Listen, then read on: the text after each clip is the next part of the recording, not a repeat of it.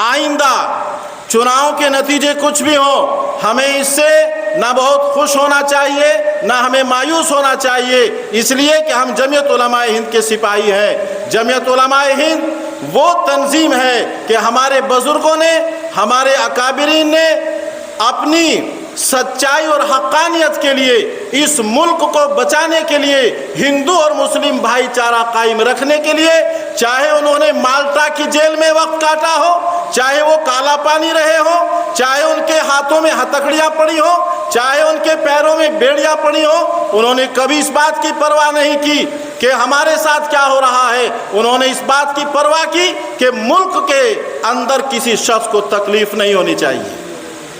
مولانا محمد جعفر تھانیسری رحمت اللہ علیہ ایک بزرگ ہیں، جمعیت علماء ہند کے سپاہی ہیں۔ جب ان کو مالٹا کی جیل سے کالا پانی لے جایا جانے لگا، ان کے گھر یہ پیغام بھیجا کہ ان کے بیوی بچے ان سے آ کر مل سکتے ہیں۔ آپ کے بیوی بچے آتے ہیں تو ان میں آپ کا ایک 8 سال کا بیٹا آتا ہے۔ 8 سال کے بیٹے کو جب جیلر نے جیل کے دروازے پر کھڑا کیا، مولانا محمد جعفر تھانیسری اندر سے نکلے اور باہر دیکھا، اور حاکم انگریز نے کہا کہ آپ کے اہل و عیال ملنے کے لیے آئے ہیں، آپ ملنا چاہیں تو مل سکتے ہیں۔ مولانا جعفر تھانیسری جیل کی سلاخوں کے پیچھے تھے۔ آپ کا ایک ہونہار 8 سال کا بچہ سامنے آیا اور اس نے ابو ابو پکارا۔ مولانا نے کہا بیٹا تم کیسے آئے ہو؟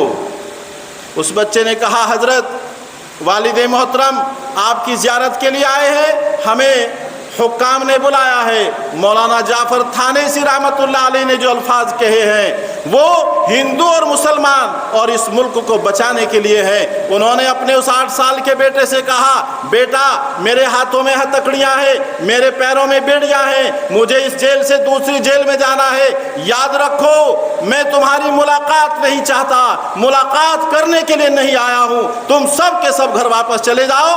اگر میں زندہ رہا اس جیل سے سزا کاٹ کر واپس آ جاؤں گا، اور اگر زندہ نہ رہا تو قیامت میں پل صراط پر تمہاری اور میری ملاقات ہو جائے گی۔ پیارے دوستوں اور بزرگوں، جمعیت علماء ہند نے اس ملک میں نہ کوئی ہندو دیکھا، نہ مسلمان دیکھا، نہ سکھ دیکھا، نہ عیسائی دیکھا، انہوں نے صرف یہ دیکھا کہ یہ ملک بقا کی طرف رہے، یہ ملک باقی رہے، یہ ملک آباد رہے، اسی کی نسلیں ہیں، اسی کی ہم اولادیں ہیں، کہ ہمیں صرف یہ دیکھنا ہے کہ ہمارا ملک باقی رہے، ہمارے ملک میں امن و امان ہو۔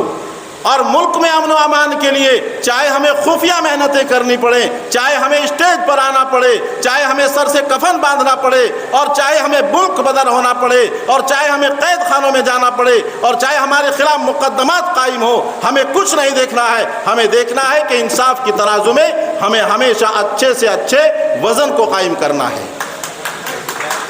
اس لیے پیارے دوستوں اور بزرگوں، آج جمعیت علماء ہند شاخ بڑھانا نے عید ملن کا جو پروگرام کیا ہے، یہ آپ تمام حضرات کی محنت ہے۔ اس اسکول کے روح رواں ڈاکٹر ذاکر رانا صاحب، چودھری کوثر علی صاحب، ان کی محنتیں ہیں۔ انہوں نے اپنے اسکول میں یہ تمام انتظامات ہمارے کہنے سے کیا ہے، اور دن بدن شانہ بشانہ گھنٹے در گھنٹے وہ ہمارے ساتھ کھڑے رہے ہیں۔ اس لیے ہم ان کا بھی شکریہ ادا کرتے ہیں۔ آپ جتنے حضرات آئے ہیں ان کا بھی شکریہ ادا کرتے ہیں۔ جمعیت علماء ہند کے حضرات اور ہمارے سیاسی رہنما جو تشریف لائے ہیں، ہم سب کا شکریہ ادا کرتے ہیں۔